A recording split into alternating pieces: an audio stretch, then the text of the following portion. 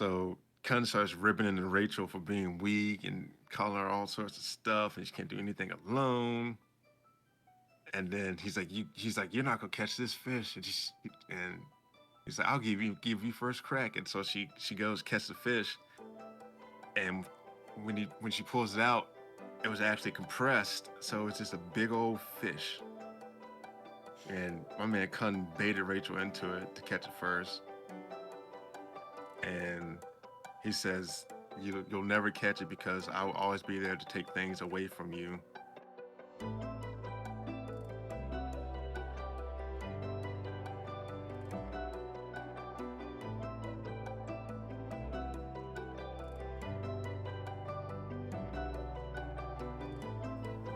Ladies and gentlemen, welcome back to Herbal Synergies, the shop. I'm your host, and you with me, Irbal, my co-host.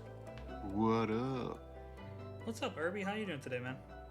Doing all right, hanging in there. You got a flavor this week?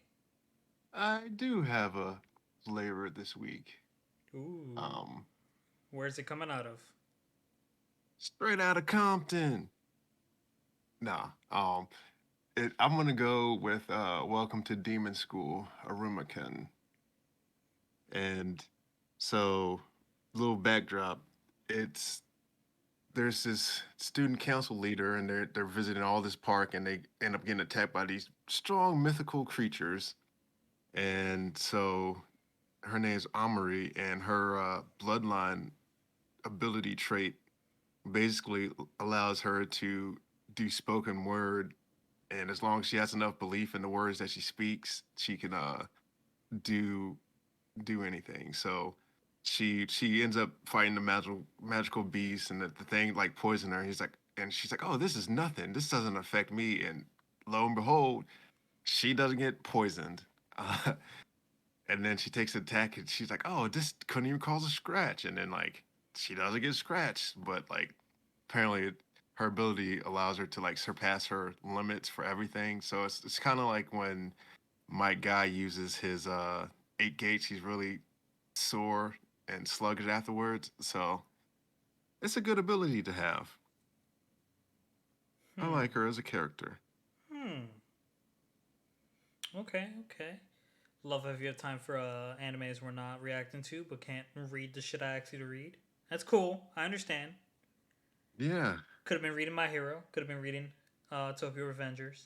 Well, I do just like to lay around and be lazy, sir. Can't be lazy if you got to read, unless you're watching the Exactly. English version. That's why yes, it's dubbed. So Damn. I just lay there and contemplate life. My flavor of the week is coming straight out of Jujutsu Kaisen, and it's basically when Yuji asked, "What the fuck is his name?" Higurama, I believe his name is, Yeah. to use his points, and he was like, "No," and then Yuji was like, "Let me rephrase. I'm using your 100 points." And then shit almost got real, and then the chapter ended, and that was sad. Yeah. Yeah, that was a good one. I thought you would have went with a different one, but hey, that's Which my thought. which one you thought I was gonna go for? ReZero? Uh, no, Chojin when my man snapped both his arms with a single kick. Yo, cold blooded. Yeah. But anyhow, you just want to start talking about Jujutsu first? Sure, we could talk about Jujutsu. Um, Not much. Yuji fucked up some bullies that were picking on some guy, and we were. I was wrong about who was betraying who because it was just too obvious to pick the girl. I thought it wasn't the girl, but it turned out to be the girl who betrayed Megumi. And I was just like, damn, that was too obvious. And Yeah. Yuji finds Higurama. It was a really short chapter. Yuji finds Higurama, and basically Higurama doesn't want to change the rules because he believes that the rules of this system of the culling game are pretty fair and punishes those who deserve to be punished. Yeah, I don't understand it though. I mean, he does have a unique sense of justice, but it's like some people didn't even want to be in the culling game, but they're in there. But he No, doesn't even think about that. So I no, I guess you think want he to look at snapped. it. Yeah, I mean, I get if you want to look at it as like justice, like those people were wrongfully convicted, and now they had to participate in a life or death sentence. You know, Yeah, I definitely think Higurama snapped. or he just might be looking for a fight or something to test this kid. Maybe. I It, mean, I it still might be think he one, has a yeah. screw loose. So Yeah, it could be one of those moments where they start fighting and then Yuji beats him and then Yuji's like, oh, like he changes him to his side or something. Cause he's like, why don't you kill me? And Yuji's like, I don't kill. I just want to stop this game or something, you something know what? crazy. You know what I noticed that I don't know if I'm a fan of. What? Yuji seems to smile a lot less. I think the amount of times Sukuna has killed is really getting to him. Hey, it'd be like that. My poor Yuji, man. Yeah, he'll be okay. He's a resilient kid. I guess. I mean, my flavor of the week was almost Bam again, but like it's hard to pick something that you're reading and not caught up with because I don't want to spoil anything. You think I care? This is about spilling tea. All right, but we spill tea to other people, not to each other. You can't really brew no tea unless you spill a little bit. Nah, I mean, My favorite tea. I like my people like I like my tea you don't even like tea. in a bag underwater. I saw that from somewhere. Can't remember where. I But saw. I was yeah, like, I like that. I don't know. mm, It was funny. dang. Mm-mm-mm. But anyhow, what you trying to get into? Well, I talked about one, so now you can talk about one. Talk about Tower of God. Nah, it's dead to me. I'll let you get started. All right, so getting into Tower of God or Tower of Betrayal. So my man Bam has a an introspective moment when he starts reflecting on his actions, and he's like, he's just like Rachel, and he didn't even think about his other friends and how they were hurt, and like he's finally come to his senses and called himself selfish. And then Bam starts to fight the guardian of the floor. Not it's some person he fights. Yokem, 10-minute limit, and then Kun starts to question Haryan's motives and stuff. And Bam should be resting, and then uh, Haryan says that this is needed. And then Yokem throws a spear, and then Bam uses his reverse flow control. And then my man Sashi's like, Bam, he doesn't have that instinct. And they're like, what are you talking about? And he says he lacks the will to kill. And then we meet Ho Quinn's other counterpart, and he allies himself with Wang Nan and Yeon. And Vasante is his name. He has another sword. It's like a light sword versus a physical sword. And my man Bam finally defeats Yokem. I think he almost passes out there again. And then Hoquin wanted to become a sword, a light spear or something because his father was a sword, or he wanted him to acknowledge him. It's kind of weird. But we found out that a demon whispered in their ear. If they all gathered and became one, they become a shining sword like their father. So yeah, and then one of them vanishes, and they all become one. So it's like one for all. They all just get absorbed in there. And Sachi pulls Bam aside, like, "Hey, little homie, let me talk to you." And then he tells him that Rowan sacrificed herself to seal Hoquin, and the origin of Hoquin is discussed. And Sachi lost an eye because he touched a forbidden spell that deals with soul. I kind of thought this was a play on Odin, you know how Odin drank from the mead and all that stuff he had to do for his trials. I was like, oh, he's kind of like Odin, so he's like an all father, all seeing. Maybe there's more. I'm not too familiar with Norse mythology. Yeah, well, Odin, he lost an eye because he had to give up something in order to obtain power and like knowledge of all. So after he did all his trials and stuff, he had to give up his eye. Like I think he put in a mixture, had to drink it or something, something weird. All that stuff's weird. So and then he told him why Danny had no choice but to side with Hoquin, and he wants to get get back Rowan. And then we flip back to Hoquin, and we find that only one person can be awake in the body at once, so all the others have to be asleep.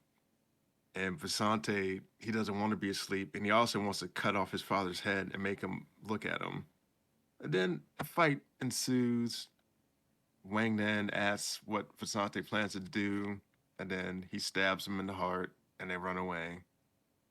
And they're going to keep him away for a month. And then they reach the God of Guardians. Yeah, apparently the Guardians a big deal, and he was around when the 10 families started, and they had to pass his test in order to gain power. And they want to leave, but Bam's like, I need to challenge the God. And I'm like, oh man, what a guy. And so the Guardian feels like a lesser Urich. I guess they sense parallels now. And he was Bam was the second one to come through the gate of jihad since Urich, so he's pretty special, I suppose. And then he takes Bam to get a revolution, and the train guardian.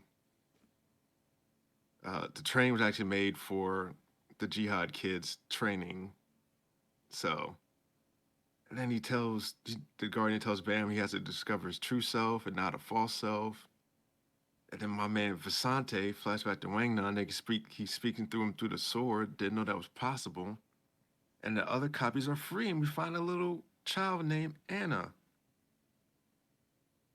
And then Yuri's on the train. I love Yuri. Yeah. And then so the Guardian states that Bam doesn't know his true self, then he can't save people. And if he doesn't change, he'll be a burden to others. And in order to find your true self, you need to be completely alone. And it wouldn't be so bad to die once. I was like, oh man, my man's about to go into sage mode. Yeah, he said you have to be in a situation where no one can save you, and you have to face your fear and your death by yourself. And my man spent 10 days in a rice pot, so Yo, it's like, Bam. Listen, yeah, I know Bam's OP. nah, like you don't understand. It's the fact that he's OP, but he keeps getting more OP. Yeah, I know. This nigga is the Goku of fucking Korean mangas. I think he's more the Luffy of Korea mangas, but I digress. I mean, Goku, Unnecessary. Goku and Luffy power up about the same. Nah, not even. But I'll continue.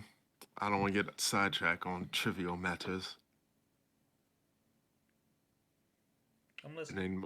then my man Kun, he said if Bam died, he might join Hoquin to bring him back. So yeah, and then Bam comes face with the power. They talk about the true power that Bam holds, and the power wants Bam to be king. The gods said he shouldn't give in and become like Jihad. So and then Visante kills a bunch of superfish at once. They let him out the sword, so they get some food. And then we find out that there's 5 total pieces of Hoquin. Well, then Daniel meets up with Wang Nan's group, and he wants to lead them to some of the pieces. And Rachel's like, "Oh, he was gone," and but Daniel wants a favor from them. So then Bam continues his dialogue with the power, and the power wants to rule over everything. Bam said he doesn't need such power, and Bam doesn't want the false power. Another 10 days pass. So then we go to Sir uh, Aka Akarata or whatever that evil guy's name was, and he wants Bam's body to use for himself. And Yuriha shows up to talk to the conductor. She comes up with a plan that explains her being on a train that involves her father's name. She's like, "Yeah, my father. I'm on fatherly duty." And Yuriha's happy. She gets to see the matches. He Bam, and then Bam wakes up from his revolution, and the guard's like, "Oh, he feels different than the other ones." And my man Hokeman shows up the stage, and then Bam does a flying in entrance. And Yuriha confirms Bam's still alive. Everyone says hi to each other. They start talking. And then they start the dollar show game. Explain the rules. Basically, have to save points and coins and stuff. And the first game is catching the sweet fish. And then the conductor nefariously tells Yuri, Bam is a Slayer nominee. I was like, oh, you devious person, you. So, and then he tells Yuriha that Bam is a Slayer nominee, and this battle is to be, it's to decide who's going to be confirmed as a Slayer nominee. And Alan, the guide, figured out that they were being threatened, and Bam was the bait. So the conductor has a bright idea to say Bam wins, he'll let her meet Bam, but if Bam loses, he gets to kill her. And if she refuses to accept the deal, she gets kicked out of the train. I'm like, man, what options do you have now? So this was also almost my flavor of the week here. The first group up is Kun versus Rachel and another man, and a large woman that wants to get revenge for Sochi. Fucking cunt. I love him. Yeah, and she eats candy flavors to power up. So Kun starts ripping into Rachel for being weak and calling her all sorts of stuff, and she can't do anything alone. And then he's like, you're not gonna catch this fish, and he's like, I'll give you first crack. And so she goes catch the fish, and when she pulls it out, it was actually compressed, so it's just a big old fish. And my man Kun baited Rachel into it to catch it first, and he says, you'll never catch it because I will always be there to take things away from you. And he takes the fish, and they win around. I was like, oh man, my man Kun is a mastermind. My man So Cum just wants to see Rachel burn in hell. he does. I he has a strong dislike for Rachel, and I can't blame him either because she's a deplorable person. Cum speaks for the entire Tower of fan base when it comes to Yeah, Rachel. yeah, and and then it's funny because Ho Quinn calls Rachel weak and pathetic and wonders how she made it up the tower. Calls her foolish to think that she would be useful. But Kun only stopped the sweet fish from eating Rachel to help Bam because he had to capture it. And then Kun finally figures out that there's a rift between Visante and Hoquin. And the second game, they had to transfer the sweet fish they caught into pipes where they could kill each other and take coins from each other and stuff. And then they entered the pipes. So that's where I stopped. But yeah, I think Kun's more he's a Tachi level character in my eyes. Oh, just wait till that nigga hits a level up too. Yeah. Yeah, so that's it. You go to the next episode or the next segment. Yeah. Okay, so what do you want to talk about? Fena, ReZero, Chojin. Uh we could do which you pick. I don't it doesn't matter to me. All right, let's go with Fena. It's the series, and I don't think there's gonna be another season. I don't want to talk about Finna. Nah, I'm kidding. But anyhow, let's see here. What? I don't know. I feel like there might be a season, uh, another season, but I'll tell you the reasoning behind it uh, when I I'm like, if there's when another at season, the it end. It's not gonna be called Fena the Pirate Princess. Yeah, I'll tell you. I'll tell you it. When I finish that one. So, Fena the Pirate Princess 10. The curtain rises on the climax. So they're about to reach the coordinates, and then they're just talking like, "Oh, is that it right there?" And then all of a sudden, an island pops up out the water, which is strange because that really doesn't happen in real life. So, I mean, it could if the tectonic plates shift or something. They can cause islands to disappear, but to appear, hmm, it's Mm, possible, but not that quickly. So they walk on the island, they reach a waterfall, and they discover the passage behind it. And then they get to an ancient city like structure behind there, which is kind of weird because how do you build a city behind a waterfall and get all the rocks and stuff in there? Weird. Mystical forces are at play, I feel like. bro, how So about like they then, went underground and then like the whole fucking sky was visible? yeah, it's just weird. Like I'm like, it's truly mythical. So anyhow, so Karen asks what's up with Yukimaru to Finna, and Finna starts like freaking out. It's like, there's nothing. And so trying to find out the dynamic there. And then they hit a sheer cliff wall, and Yukimaru has to carry Finna down, which I thought was hilarious because Bokuba was like, oh, I'm going on ahead. Y'all two stay here. So he basically set them up. So then we flash to the Colonel finds the island, and then go back to Finnish group. They walk through a library and reach a door, and then they open it and find a whole bunch of gold.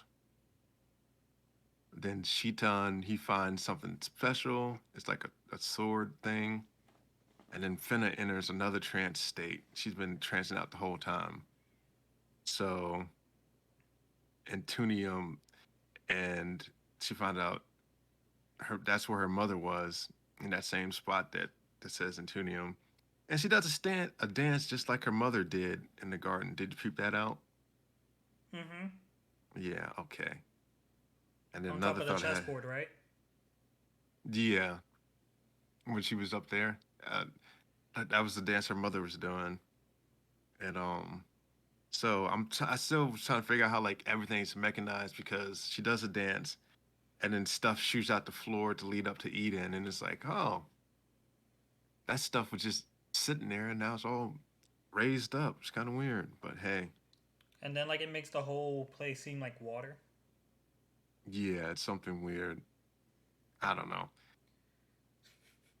This show, can I just say, in the last 3 episodes, there was no realism in this show. No, there wasn't This at show was all. very realistic from episodes 1 to 9. Yeah, but I mean, Eden is a magical place, so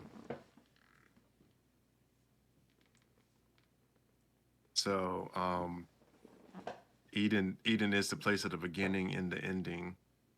And then she grabs Yukimaru's hand and she's like, "Let's go, let's go." And Yukimaru's like, So I'll follow you anywhere, Fena.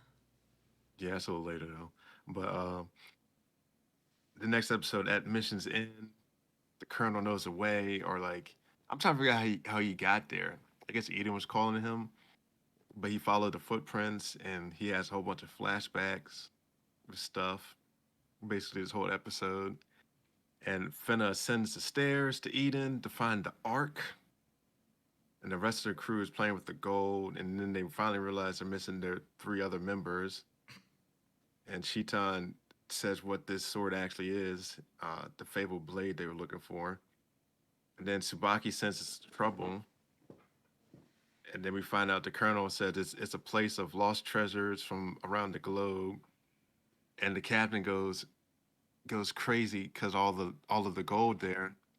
My man Abel shoots him in the back, and it's like, if Cold y'all blooded. if yeah, if y'all can't control yourself, then that's you get shot. And I was like, oh man. And And then they his all they eyes all could turn have ganged red. up on him there. Like he's not inhuman. Yeah. Like his eyes turn red when he shot him, I was like, That oh, shit that's was weird. different. Yeah, And you saw the red circles under his eyes too. yeah. It was. I was like, oh, his eyes turned. Like I'm like, oh, he's bewitched. I was like, are I you think sleep he's deprived or bewitched. something? Yeah. So they they meet up with Finna's group and fighting ensues, and then Abel, like he's like, oh, well, y'all fight them. I'm gonna go over here, and so he catches up to Finna, and him and Yukimaru start fighting. And this was almost my other flavor of the week when Yukimaru chopped his arm off, but then he ended up getting stabbed. And I was like, Yeah, I dang. was like, no, Abel, no, you piece of shit. You do not stab Yukimaru. Yeah, You already shot him twice, you piece of fucking trash. yeah. And I don't So dislike Abel. and he's a unique, weird character, simply for the fact like, why you hung up on this girl just because she looks like your old crush? Like I don't understand it. Like you just gotta let some things go, my guy. Well, I think he knew that Fena would take him to Eden. He just wanted to meet up with Homegirl again. Yeah, well, you can get you a live one, my guy. Or you could have just died sooner. I don't know. Yeah.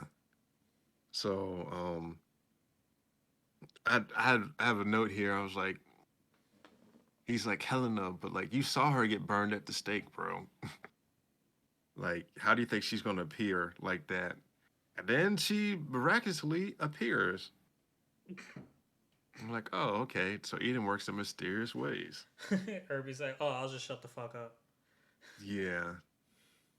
And then I had a note. My man should have been died from blood loss.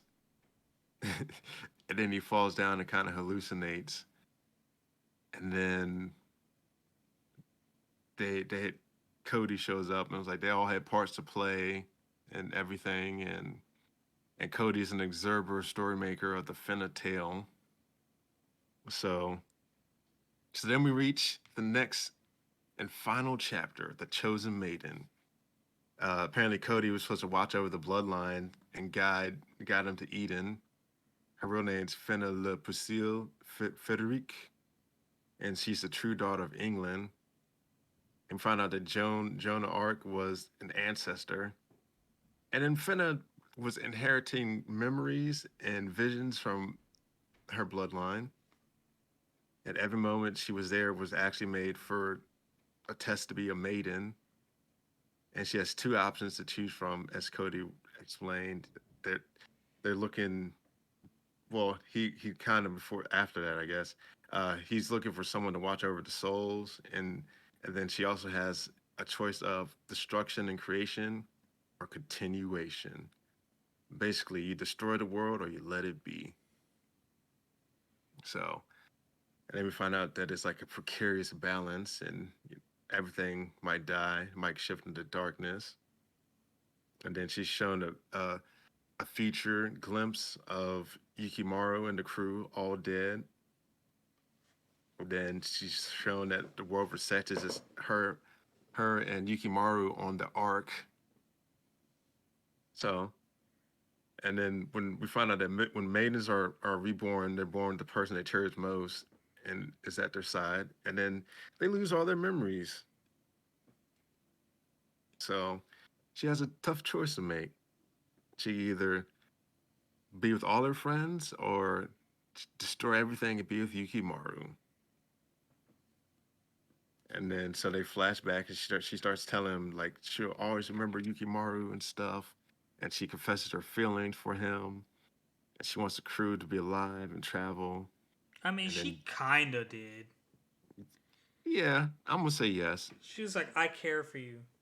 Yeah. Well, sometimes that's all you need. When some people say they care, that really means they love strongly for you. That just might be her way of showing things. But I digress. So so then Yukimura says he'll always be with her and he'll find her no matter what.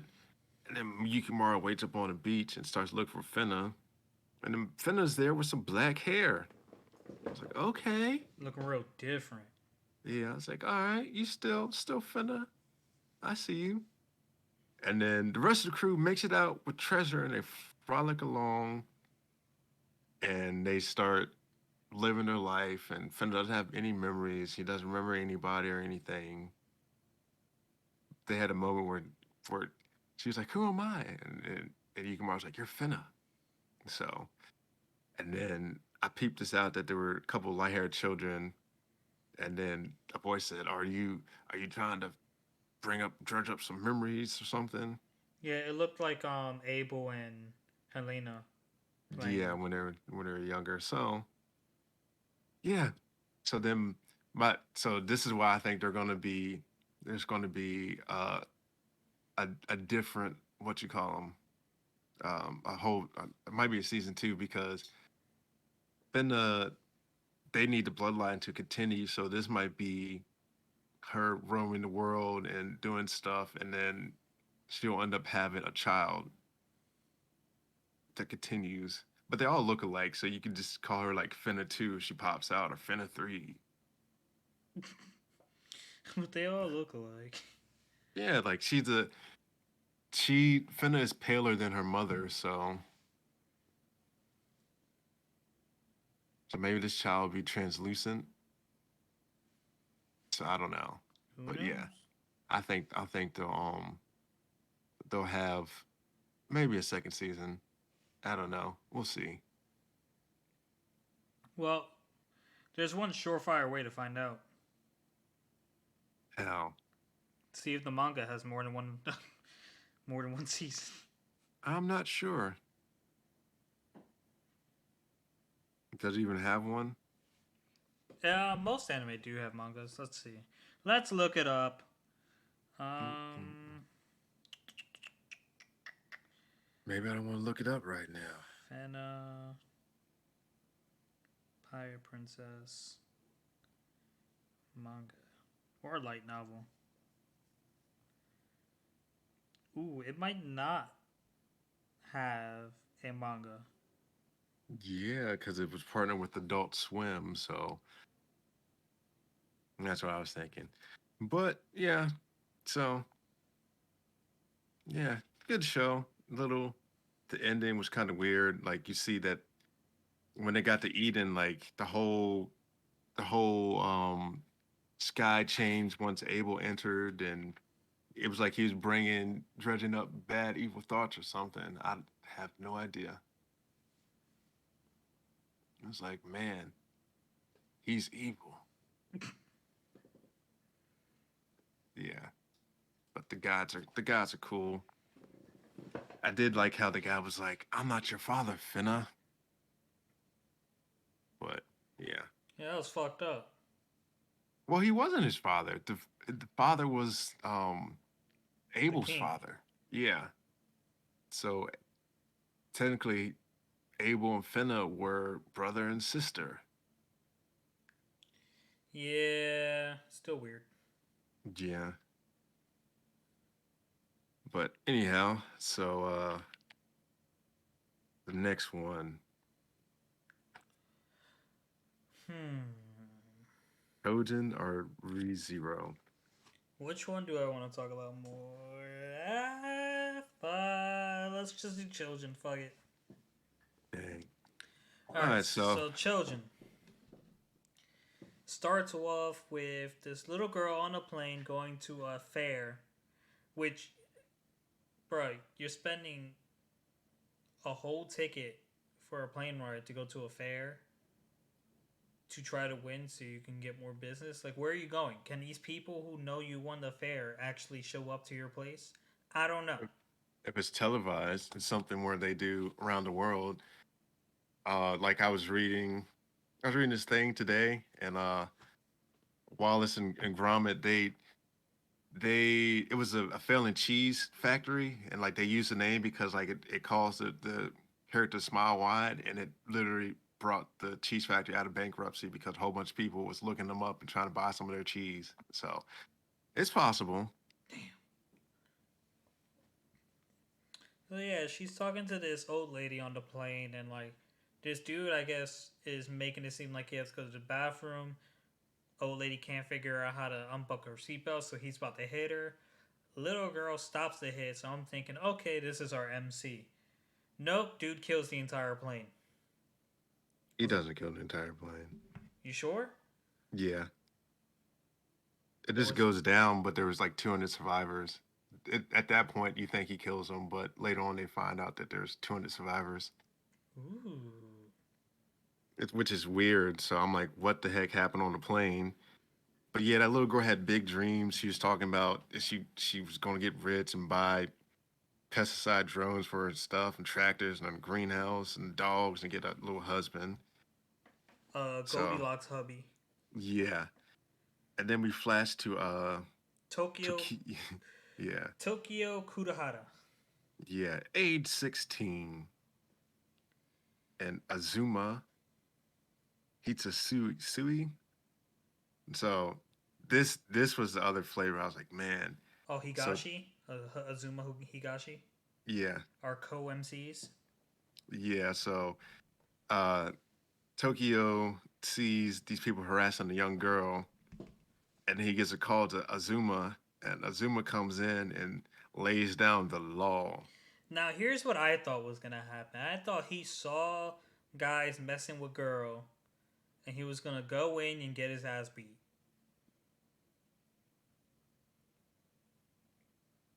That's what I thought was gonna happen.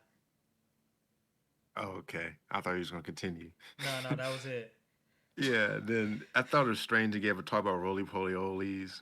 And it was like, they yeah, they move until they hit something damp. And I was like, okay, that makes sense. That's why they're always under rocks. And then some villain shows up and he's like, oh, I can give you this shot and make you all better and do this. And then we find out Yo, Azuma's like a, he turned my man into a gum gum Trojan. yeah, I an didn't appreciate upgraded that. Luffy. Yeah. Yeah, well, downgrade. Hey, you said it, not me. You said upgraded Luffy. All right, on record. So, so Yo, he hit my man with the gum gum bell, bro. yeah. And we find out Azuma is actually like a karate expert, strong sense of justice, and they flash back to when they're children. And fun fact, you find out that vultures are bald to prevent bacteria from sticking to their heads when they go inside carcasses. And I also don't know if this is true or if Azuma was just telling him this to feel better. Apparently, they fly higher than any other bird. I didn't look it up, I don't but I kind of don't believe it. I can buy the bald vulture though because they stick their head deep into some carrion. So yeah. So after the kids make fun of him, he does all that stuff like you were saying, and then they go investigate the plane, and this is when they were like, oh, there's actually 200 survivors. Like it just went down. So I feel like there was another Chojin that was on the plane that stopped it, Ooh, and or what then if the guy turned all the survivors into Trojans? that could be it too. And I don't think we. I think the Chojin is people like as for definitions like people with abilities. Although I don't think they fully explained it just yet what a Trojan is. Like they Yeah, I don't just think it's sitting. been explained, but it could be. Yeah, it could just be people with abilities. Yeah, so that's the loose definition. And then the broken arm fleshy Choji comes in, and then they come back for revenge, and they start beating up Azuma, and then Bro, Azuma, but did you see what he did to his friends? yeah, he's merciless.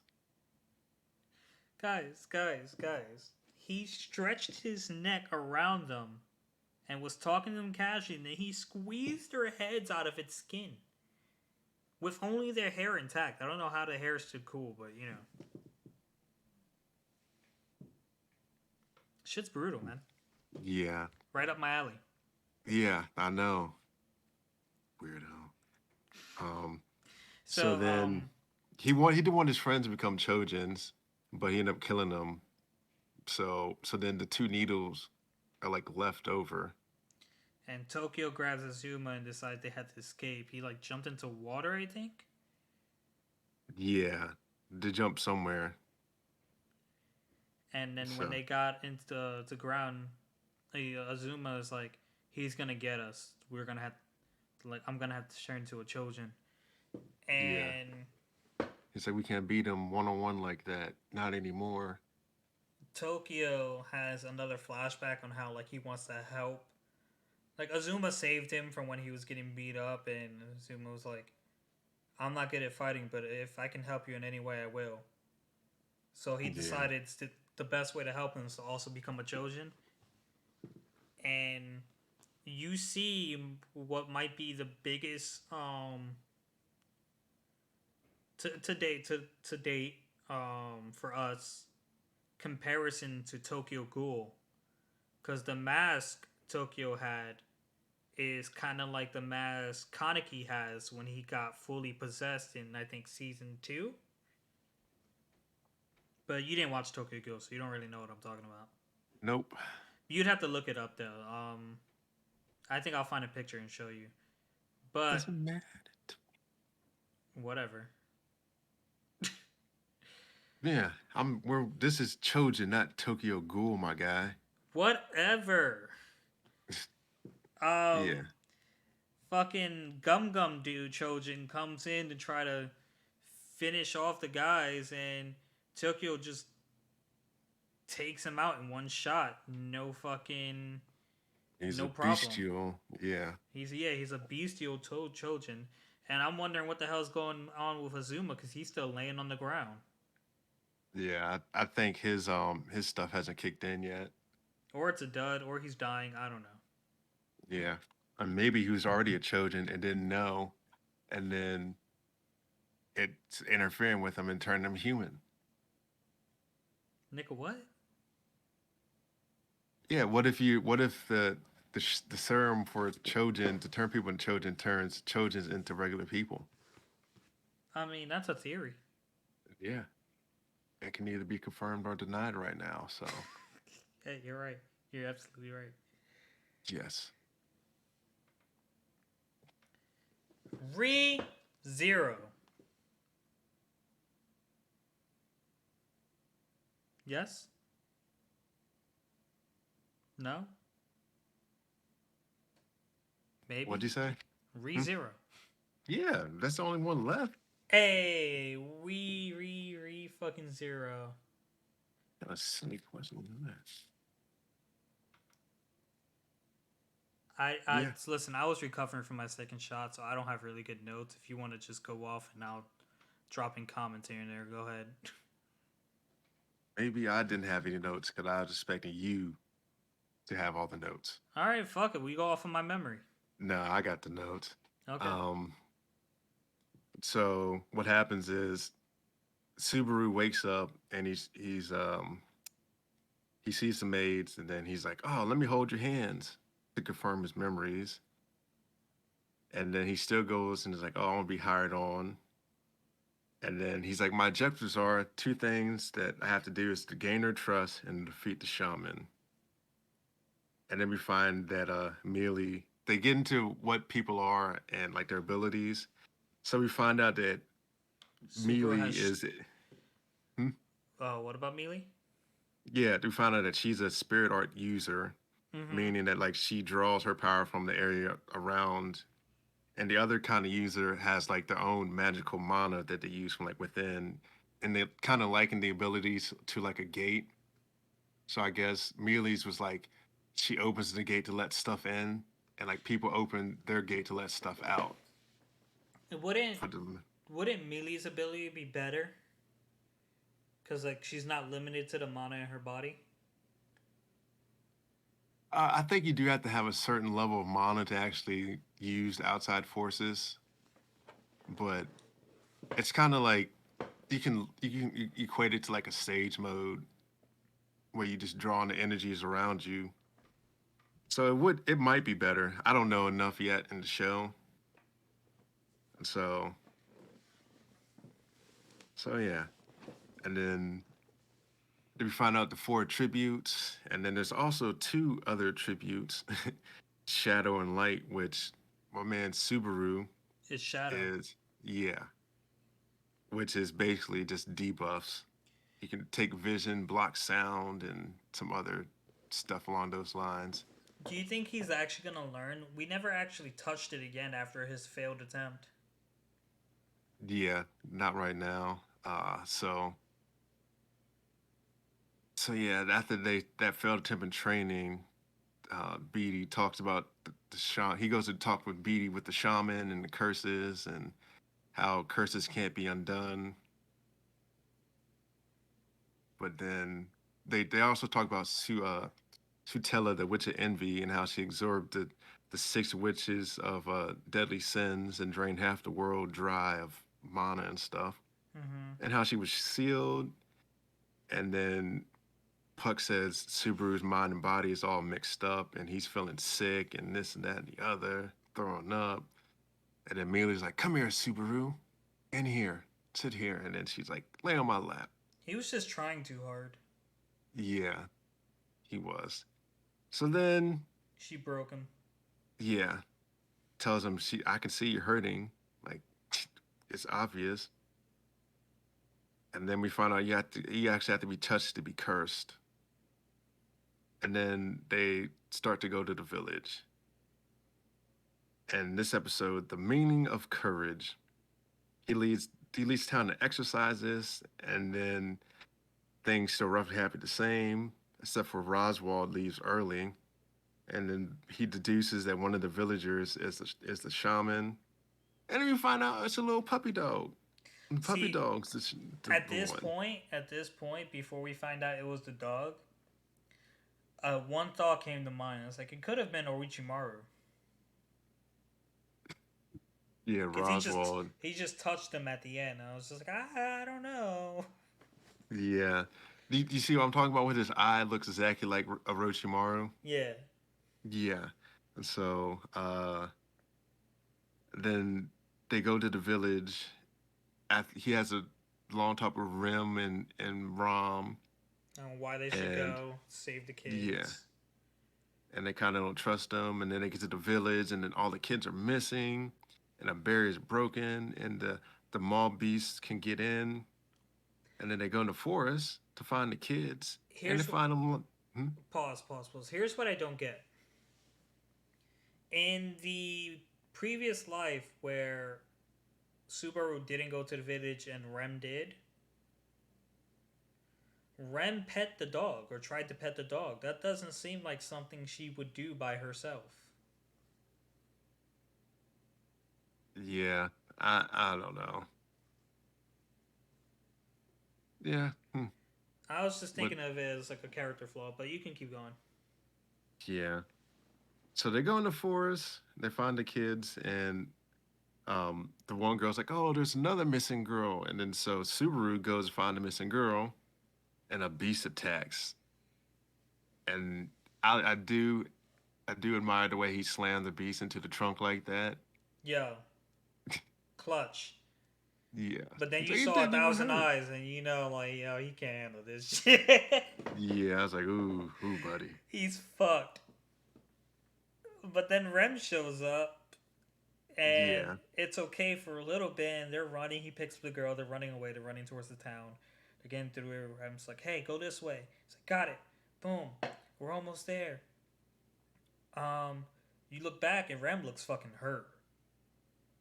yeah, And then Shaman Puppy, bald headed ass, dumbass, cute ish looking thing, does like this earth spell where it creates like an avalanche, and Rem saves Subaru. mudslide. Mm-hmm. Yeah, Well, Rem goes flying into the air and crashes down. Boom, ogre mode activates, which is really demon mode, but I'm calling it ogre mode because of the ogre story.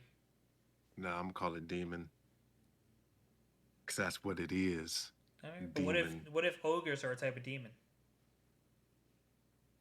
Then I would And call that's it why that story demon. bothered Rom. It probably just bothered her because it was how one sister did something for the other to be better liked or something. Might not even have to do with the ogres. Probably not. Yeah.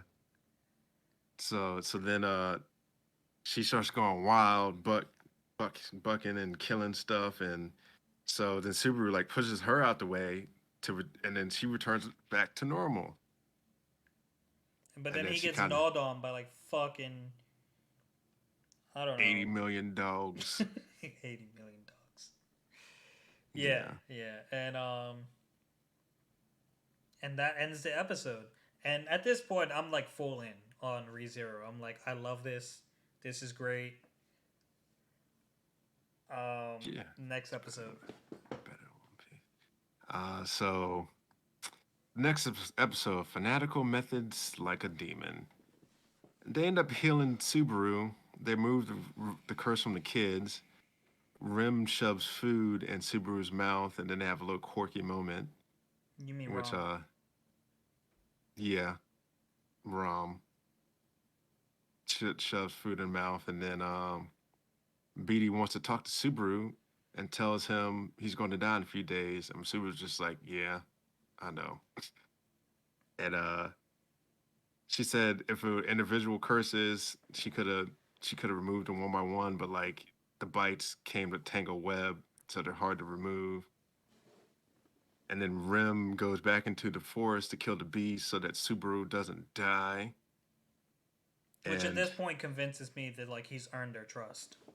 yeah, so so then we find out that Rose doesn't actually have a horn, and they do a little flash sequence where she gets a horn snapped off, and my man Subaru gets a weapon.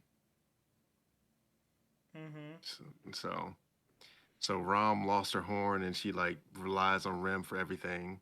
And they kind of explain how like their specific demons are supposed to have two horns, but twins are born with one horn, and twins are supposed to be killed at birth, but they were spared Yeah, for whatever reason.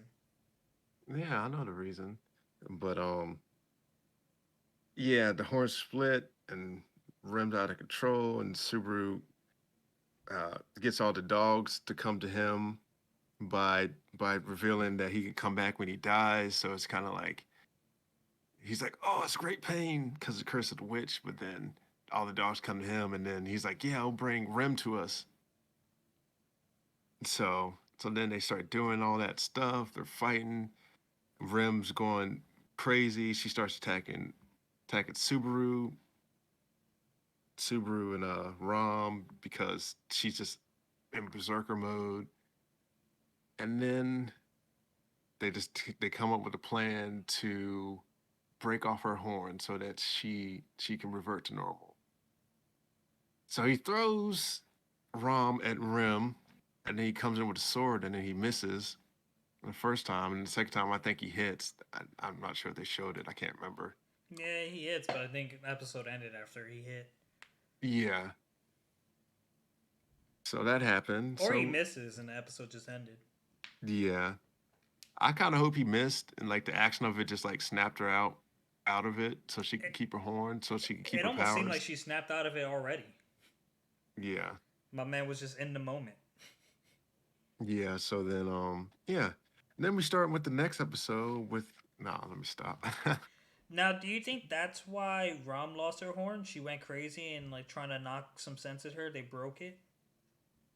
um I think that Rom she might have been too powerful or something, because I think they might be children of prophecy or something. Hmm. Perhaps. But Yeah. anything you want to say before we wrap this up, Irby? Do. Nope. All right, guys. Well, Got that's been nothing. this week's installment of Herbal Synergy. That's IRBALSINERGY. You can listen to us on Spotify, Google Podcasts, Apple Podcasts, and YouTube and other various sites. Um, yeah, hope you enjoyed. See ya. Peace.